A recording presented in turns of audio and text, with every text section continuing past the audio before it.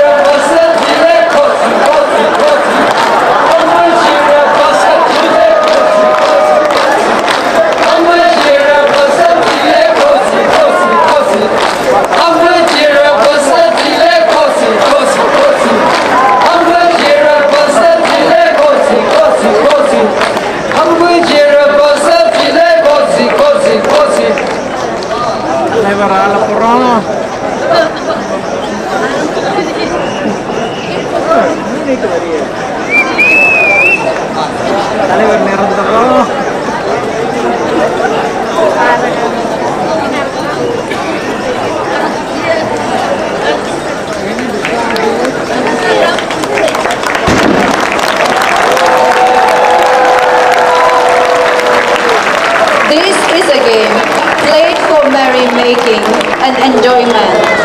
Ladies and gentlemen, the Yimkhiung Cultural Troupe.